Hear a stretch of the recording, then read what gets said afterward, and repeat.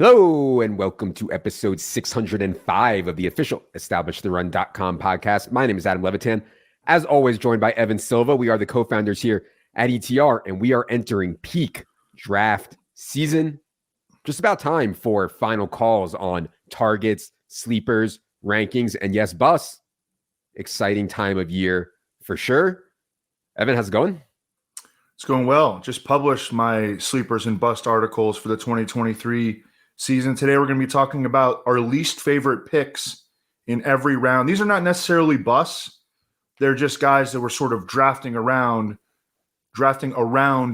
specific to each round. Yep, agreed. And as Evan said, we're going to go round by round here through the first 9 rounds and name and debate our least favorite pick in each one of those first 9 rounds. Honestly, I think it's more important to avoid players than to know which players to actually draft, or at least equally important.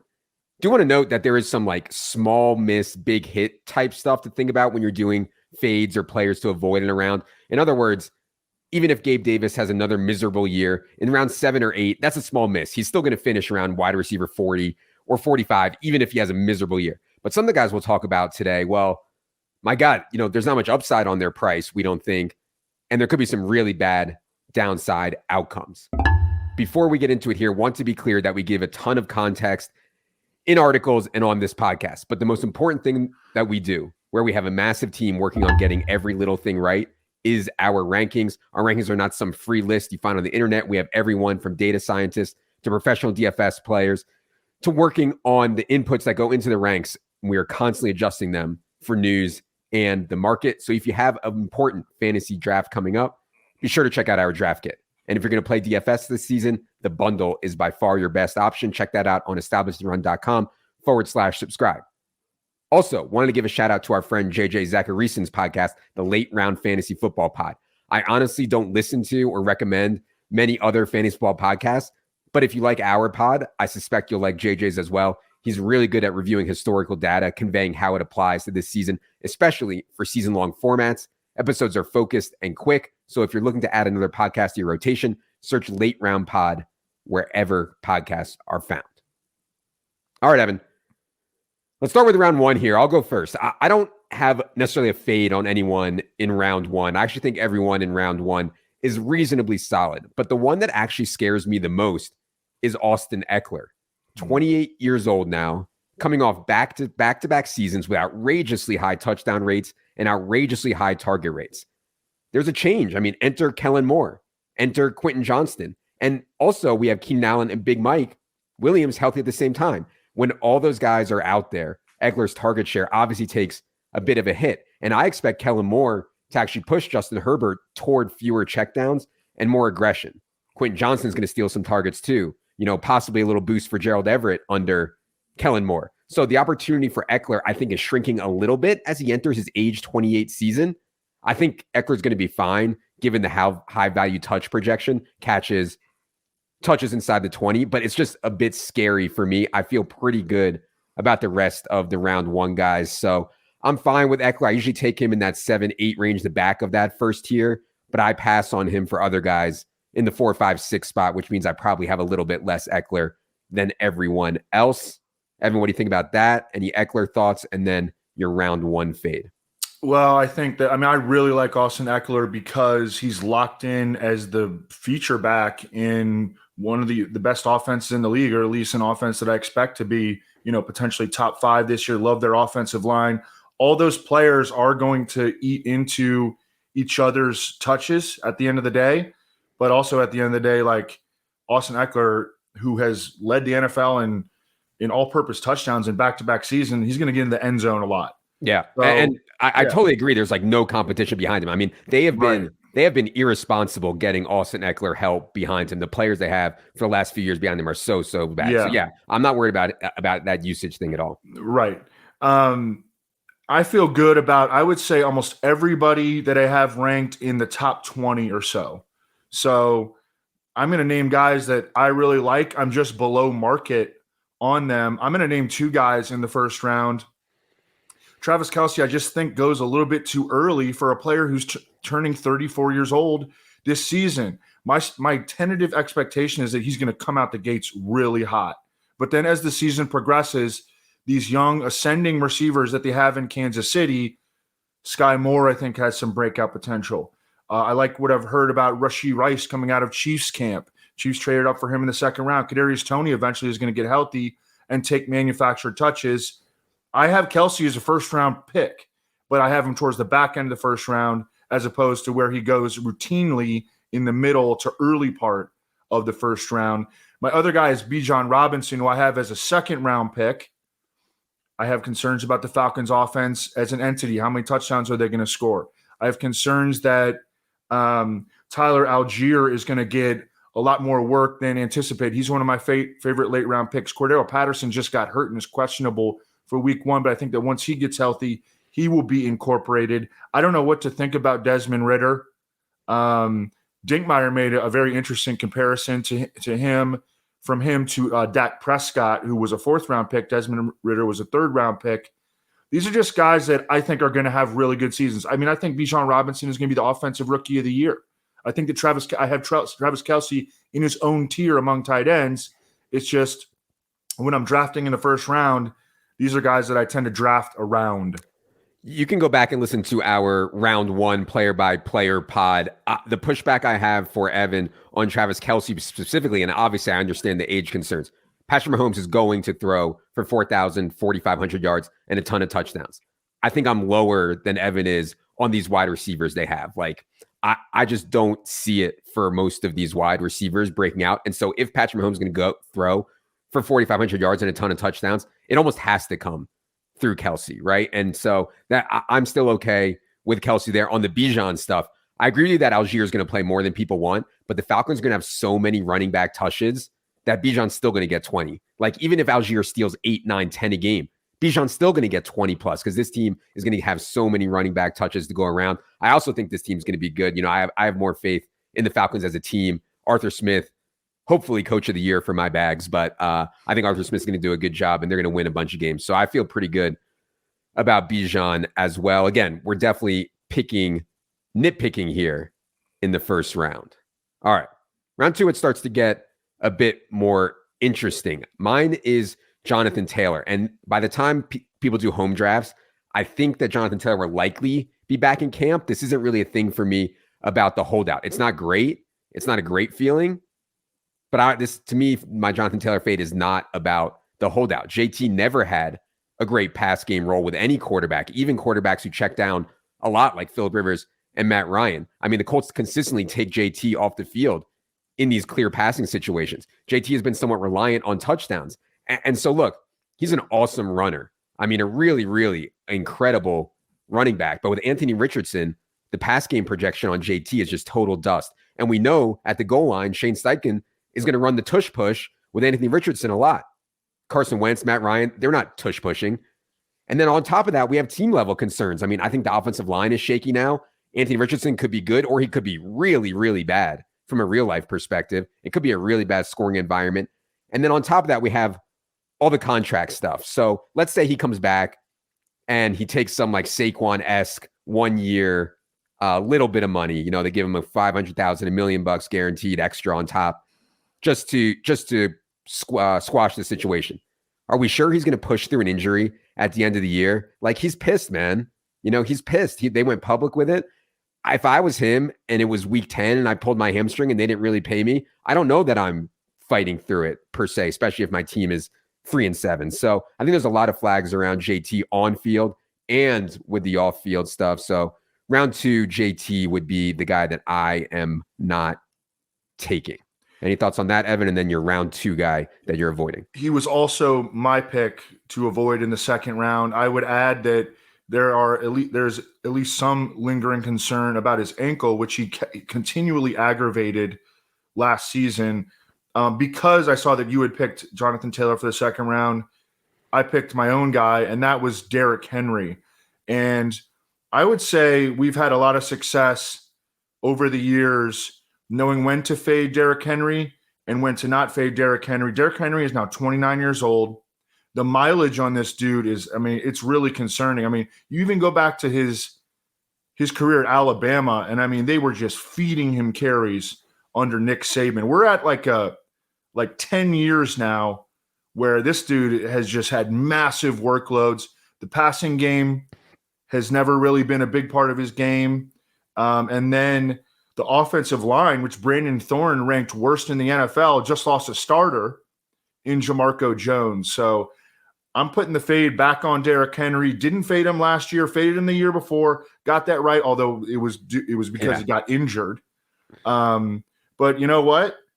As the mileage piles up, the injury risk, I think, increases, and as he gets older. Yeah, I think when it gets to the back of round 2 and it's half PPR, I still am willing to take Derrick Henry. In full PPR earlier in the second round, I've just been out on him. So when he slides in half PPR, I am okay with it, just on the fact that we saw the DeAndre Hopkins trade. This team is all in to win with Derrick Henry and Ryan Tannehill this year.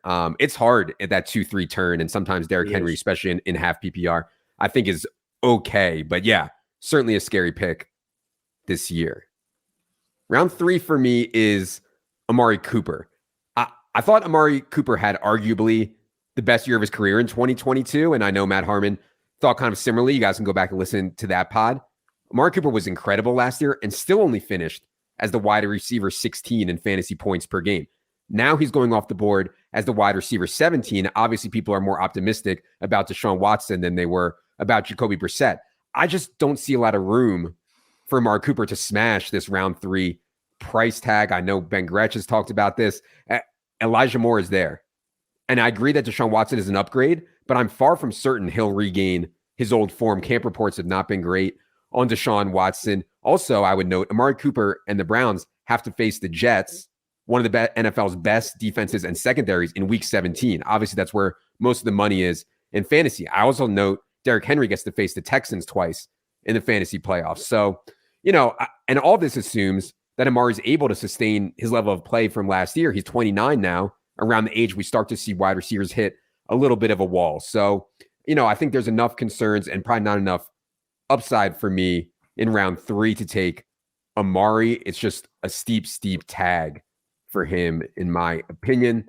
Any thoughts there, Evan? And then your round 3 guy you're avoiding. Yeah, I like Amari Cooper this year, but I agree. I would probably not take him in the 3rd round. So if he falls to the 4th, I'm willing to look at him. Yep. He was the go-to guy for Deshaun Watson when he was in last year. It's getting to the point, though, with the camp reports that Deshaun Watson has not been practicing well, where I need to start baking in some concern. I think that I'm going to pull Deshaun Watson down a tier, not necessarily change his ranking, but pull him down a tier, just because, look, this guy has not played he's not played well in a really long time. I mean, okay. He also, I would note, it's not a good sign. He went on Twitter and one Eagles beat reporter said like, "Oh, Deshaun Watson was bad today," and Deshaun Watson quote tweeted it like, "No, that's a lie," or cap, or whatever he said. I mean, dude, you don't have to go on Twitter and like quote tweet beat writers. You know what I mean? That's crazy. He's kind of a thin-skinned guy. He's a guy that really didn't face like a ton of adversity, was highly praised. You remember Dabo Swinney compared him to Michael Jordan or something? Like, he was loved. All of a sudden he faces a ton of adversity because, deservedly so, probably. And I think he's kind of not handled it very well. Anyways, my round 3 fade is Travis Etienne. And it's the Tank Bigsby concern. It's the fact that right after the draft, the Jaguars openly explained that they were not satisfied with their short yardage and red zone execution last season. And I think and then we saw Tank Bigsby get his repetition in the first preseason game on 3rd and 1. Mm-hmm. So I think that Travis Etienne faces legitimate risk of losing short yardage and goal line. And also he's been a disappointment in the passing game. So, and Tank Bigsby can play in the passing game. So I think that Travis Etienne is going to have a good year. He's that full season removed from the Liz Frank. I like the trajectory of the Jaguars offense. It's just these high value touches are critical. And I don't think that Travis Etienne can smash without them. I do think that once he gets to the 4th round, I will consider him. Yes. This has been a hard one for me, man. I've gone back and forth on Travis Etienne because I thought he was awesome last year, actually, as a runner. Like, he was like legit explosive, one of the most efficient and explosive running backs in the league. And this offense is ascending. It's hard to square that with him coming off the field for Jermichael Hasty in pass downs, him coming off the field for Tank Bigsby in 3rd and 1. And so obviously, if you lose those two facets, it's hard to smash. Like Evan said, you're not going to be like a top 10 running back without that stuff. However, it's somewhat small sample. I could see him earning more.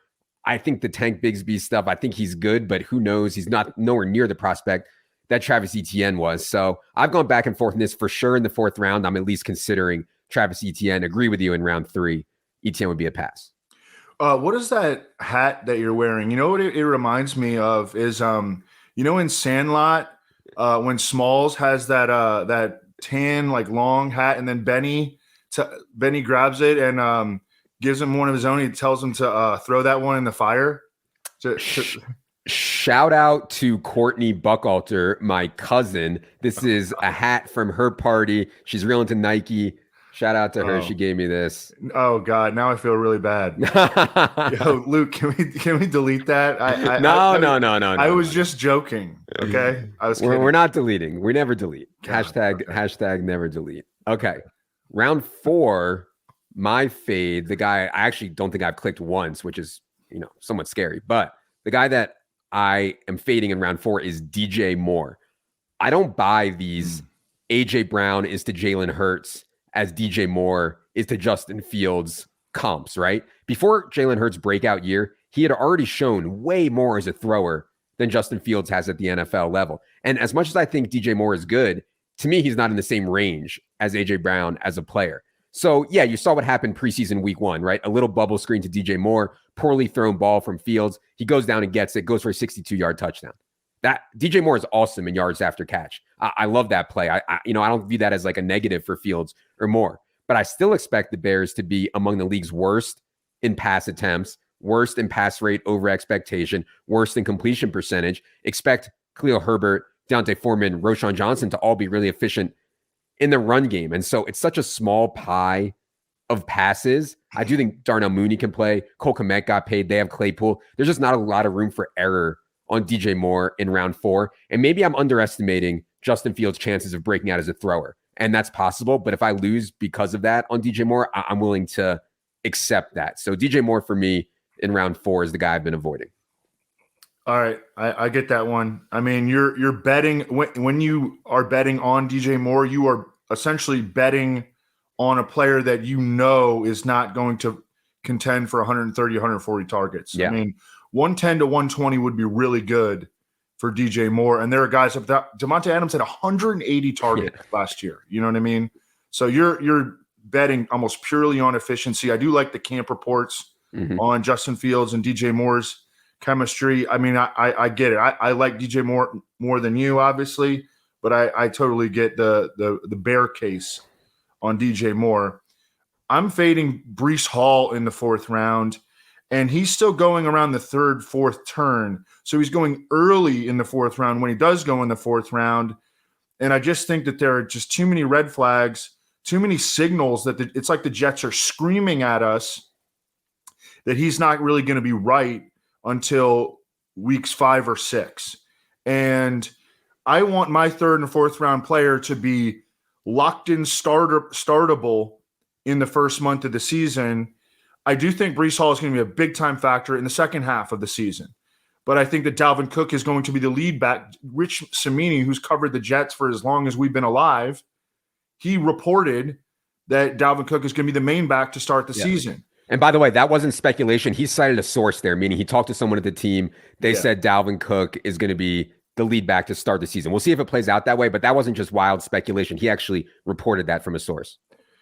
The flirtations with Jahmyr Gibbs, with Jamal Williams, drafting Izzy Abinaconda in the 5th round.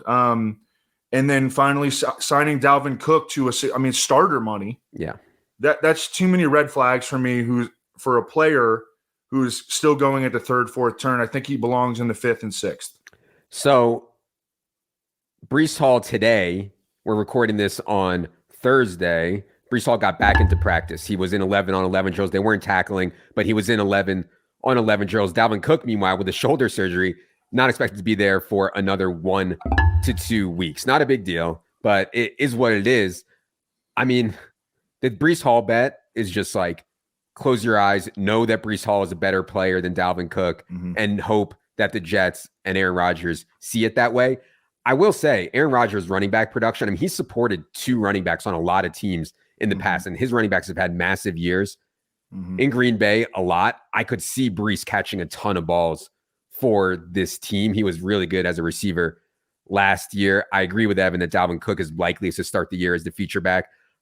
I'm not completely out on Brees, but I'm certainly scared. We talked about that a bunch on the news thing, and I'm mostly scared not on Brees. I'm scared that Aaron Rodgers was like, go pay Dalvin whatever. Nobody else was bidding for Dalvin. I mean, the Dolphins offered half of what the Jets offered. Rodgers was like, go get him. I mean, this is the narrative in my head, but Rodgers was like, go get him, and I want to play him. That, to me, that's the biggest threat to Brees, is that Aaron Rodgers just goes full GM, coach, etc. But man, Brees' talent is awesome. I hope he's absolutely healthy. Hope he's healthy. All right. Round 5 fade for me is an old Aaron Rodgers guy. Round 5 fade for me is Aaron Jones. A huge part of Aaron Jones' skill set is the pass game. The problem with that is that we're expecting a much more run-centric attack, and we simply don't know on Jordan Love, right? I just said Aaron Rodgers has been awesome for running backs in his career, checking into the right runs, checking down at the right times, getting the ball to his players in space. I don't know that Jordan Love can do that. Evan is very skeptical on Jordan Love's outlook as a quarterback. I'm a little bit higher, but I still think there's major downside. Also, Aaron Jones is going to be 29 in December. I mean, that's quite old for a running back. A.J. Dillon is ascending at age 25. So would it surprise anyone if Aaron Jones just falls off a cliff here with a worse quarterback play, worse offense, and Aaron Jones just turns into some like veteran dust ball? I almost always take wide receiver or quarterback in round 4, round 5 range, like I can pass on Aaron Jones, and a couple rounds later, I can get Dameon Pierce, J.K. Dobbins, David Montgomery, James Cook. I think they have a similar range of outcomes as Aaron Jones, if not a better range of outcomes. So I'm out on Aaron Jones in round 5. Any thoughts there, Evan? And then go ahead with your round 5. I mean, you make a very reasonable argument against Aaron Jones. I think that 5th, 6th round is probably right for him still. This is assumption of rational coaching stuff, but I think that they should almost build the offense around Aaron Jones. They need to manufacture stuff for Jordan Love, put him in high percentage positions. Christian Watson has a lot of potential, but is still sort of an unknown. Jaden Reed is a rookie. Romeo Dobbs, I think we probably believe, is maybe just a little bit better than just a guy. They're leaning on 2 rookie tight ends at the top of that depth chart. So Aaron Jones, I think, should be like this, almost the centerpiece of the offense. At the same time, I haven't been getting a ton of them. When I do, when I do have an opportunity to take him where I like him, then I like doing that. But I haven't gotten a ton of them. In the 5th round, I have DeAndre Hopkins, who was an early 5th round pick. I think that he belongs toward the back end of the 5th round or in the 6th round. Now, Treylon Burks went down in practice on Wednesday. Today we're recording this on Thursday, and but it sounds like it's not too serious. LCL injury. Has a chance to be back for week 1. I'd heard that Treylon Burks had just been destroying in camp. He changed his body. You remember last year he reported in poor condition, cut 10% body fat this year, was absolutely killing it. I still think that I still think that like by midseason, he could be the number 1. And DeAndre Hopkins still has to build this rapport with his quarterback. And, the Titans have used draft picks on quarterbacks on day 2 in back-to-back years. Malik Willis looked a lot improved in the Titans' second preseason game. DeAndre Hopkins, 31, entering an extreme run-first environment. I don't know. He's a scary pick to me. I mean, At this point in DeAndre Hopkins' career, he is not separating, and he is not separating down the field. DeAndre Hopkins has to win close to line of scrimmage on these contested catches. We saw him do it last year incredibly well in Arizona. He was catching 7, 8, 9 balls in a game and soaking up targets. Will he be able to continue that? It's really hard way to make a living. I like buying the dip on Treylon Burks. I know that's not what we're talking about today here on Fades, but I would agree with Evan that Treylon Burks is a major threat to be the number one receiver here down the stretch. What do you think about like Christian Watson and Drake London versus DeAndre Hopkins? Evan, who do you like between London, Christian Watson, DeAndre Hopkins? I have London behind the other two. I think I don't know. I think I have Watson and Hopkins very close. Yeah. Yeah. I mean, certainly for breakout potential for upside, it certainly would be Christian Watson. There's no doubt. All right. Round 6, I thought about going Michael Pittman here, but I'll go Miles Sanders. I understand that Miles Sanders caught 50 balls under Deuce Staley as a rookie. I think that will prove to be a massive outlier for Miles Sanders' career. He's not a great pass catcher, like, period, as evidenced by never topping 28 catches in any of the following 3 years after that rookie year. And not to take anything away from his running talent, but anyone will look awesome running behind the Eagles' dominant offensive line with Jalen Hurts pulling defenders and rushing lanes to him. It's going to be a rude awakening for Miles Sanders going from that rushing environment and that scoring environment in Philly to the environment in Carolina. Offensive line issues, we'll see on Bryce Young. It could be really messy for the Panthers offense, and I'm not sure that Miles Sanders creates on his own. So I've been out on Miles Sanders. Certainly prefer, if I'm going RB in that range in round 6, which I rarely do, but if I do, I prefer Dameon Pierce. I prefer J.K. Dobbins for me over Miles Sanders. Evan, any thoughts there? Anything? And then go ahead with your round 6 fade.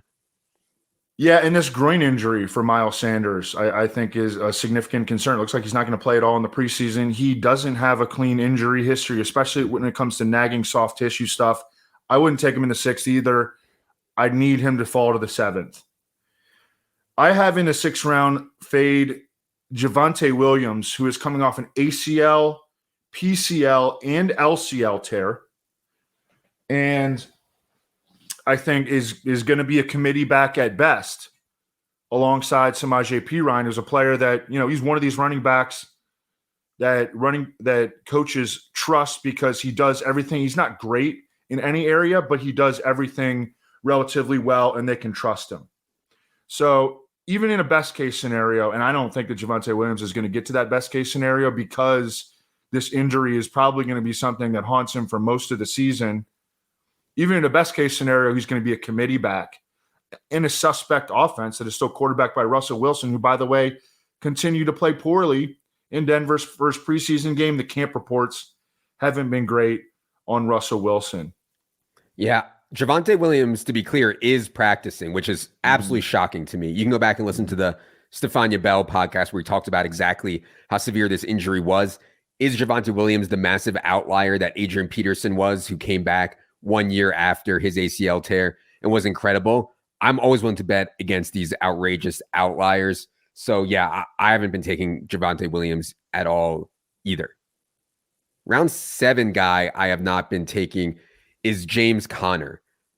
Early season projectable volume, to me, one of the biggest traps that fantasy players fall into. Like, yes, I think James Conner will touch the ball 20 times in week 1. Yes, in theory, that makes him a good round 7 pick. But in this offense, with this talent around him, especially until Kyler Murray gets back, the efficiency, the touchdown opportunities are going to be brutal. And this guy, James Conner, has already been so nicked up and hurt throughout his career. When the Cardinals are 3-9, 3-10, they're tanking for Caleb Williams. They need to get looks at younger guys.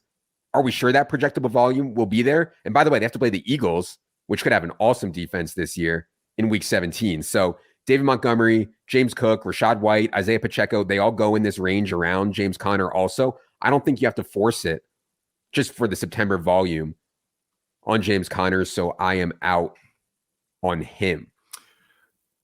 Yeah.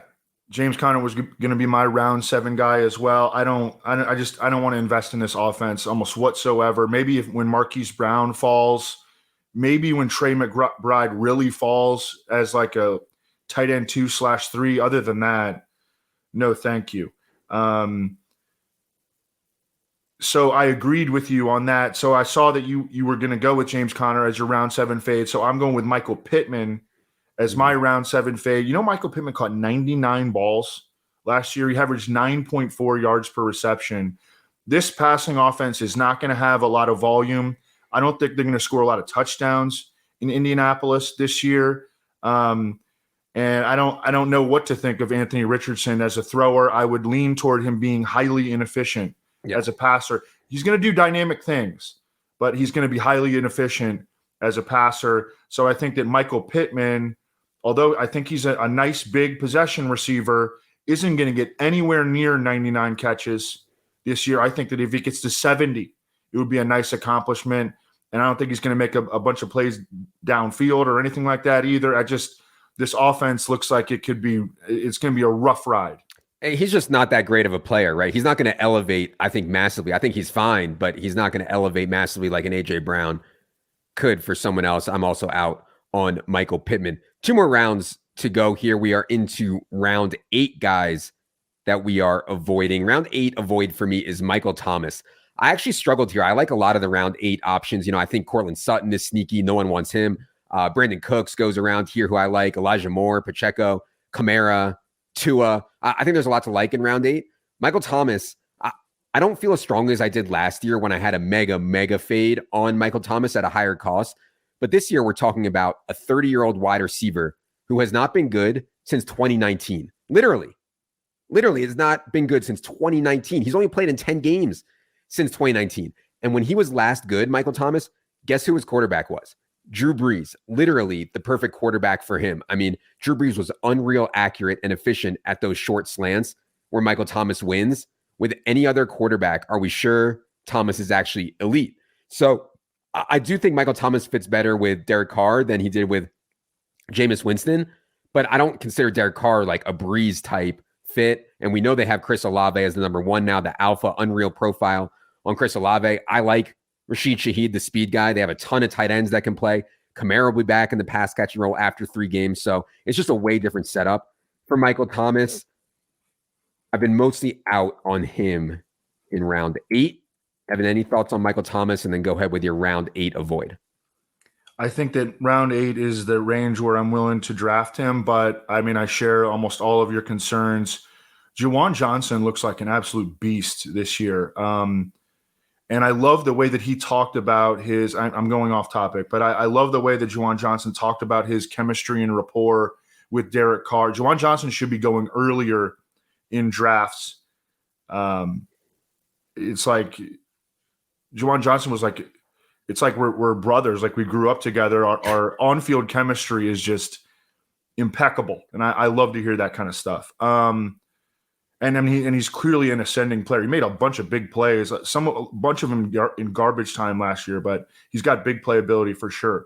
In round 8, I have A.J. Dillon as a fade, and that's because I am not confident in the Packers' offense, and I think that he is reliant on the Packers playing highly productive offense.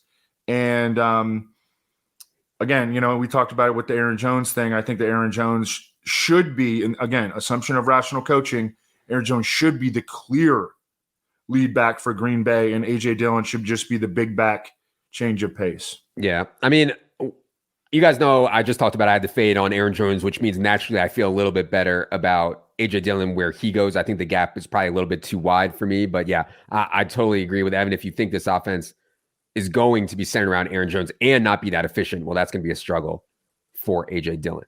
All right. Last round here, we're going to do round 9. Round 9 fade for me is Kadarius Toney. I honestly wish he hadn't sustained that injury, that partial tear of his meniscus on the first day of training camp, because at that point, Kadarius Toney was going absurdly high, like round 6 or round 7. And while I think that the Chiefs will use Kadarius Toney on a bunch of gadgety, manufactured type stuff, I'm real skeptical about Toney as an actual NFL wide receiver. Giants coaches could not take him. Like, they were on mega tilt. He's sending DMs to, like, Giants fans, cursing them out. I don't know. Something just seems off with Kadarius Toney. Definitely. And so I'm quite certain that Kansas City is going to use a heavy rotation at wide receiver with MVS and Sky Moore playing the most. But Justin Watson, Rashee Rice, Richie James, Kadarius Toney, they're all going to play. And that doesn't even count Justin Ross, who might play also if he makes the team. And so I don't know, man. I just think like round 9 is high for me for a gadgety guy. I know there's upside here because he's a freak talent and he has Patrick Mahomes at quarterback. But yeah, I think that there's just enough flags here for me to avoid Toney in this massive Chiefs wide receiver rotation. Evan, last one here, round 9. I've still been taking some Toney in best ball, but I really don't want any of them in redraft season long. So I'm with you there, putting the fade. And this, I mean, we're transitioning to full on season long right now. I have Kirk Cousins, and I actually think that Kirk Cousins is going to have a really nice season. I think the Vikings are going to have to throw the ball a lot. First full season of TJ Hawkinson. Justin Jefferson is the consensus 1.01. He was a first-round pick on Jordan Addison. I like how their offensive line is shaping up. Their defense could be one of the worst in the league, I believe. They might not finish as one of the worst in the league because they have Brian Flores, but I just think he's going to blitz to high heaven and to have to make up for their lack of pass rush and their extremely youthful and inexperienced secondary. And that's going to result in a lot of like big plays allowed. So, and they play indoors. So I think I just built like a bull case for Kirk Cousins. But really though, Kirk Cousins, he doesn't run. Even in his best seasons, he's been like the quarterback 8 or 9. He will finish, I think, as a top 12 fantasy quarterback. But I just think he doesn't give you quite enough upside over the course of the season to draft in the single-digit rounds. So Kirk Cousins never like breaks you, right? Like if you pass on Kirk Cousins in round 9, like he's never going to finish as the quarterback 1, 2, 3 or something like that. He just can't compete with the guys who run also. But man, I mean, this guy is going to have to throw the ball so many times this year. Last year, he was 1, 2, 3, 4, 5, 6, 7, 8, 9, 10. He was the quarterback 11 last year. And I thought he's actually in points per game. And I actually thought he had a pretty good year. So, it's like, it's really hard to compete with the guys that run and throw. Obviously, you're never going to get buried by putting a Kirk Cousins fade on. That's for sure. All right. This was a good exercise. Hope you guys enjoyed this as much as we did, thinking through some players that we are avoiding in rounds 1 through 9. Been a super busy week on the podcast. Next week on the podcast coming up will be how to draft from certain positions. And also we will be getting to our positional breakdown, sleepers, busts, and strategy for each position as well. Again, the peak of draft season. Be sure you're following me at Adam Levitan, Evan at Evan Silva, at Establish the Run on Twitter. And if you have a draft coming up, I promise that our draft kit is absolutely overflowing with the information you need to win. Check it out, establishtheRun.com/subscribe. For Evan. Oh, one more thing. College football starts next week, man. And we're covering college football for the first time. Week 0 games are already posted on DK and FanDuel. And so if you guys are interested in the college football for this year, again, we're covering it for the first time. Really excited about it. Check out the college football tab at the top of the site. For Evan. For producer Luke, I am Adam. Good luck, everybody.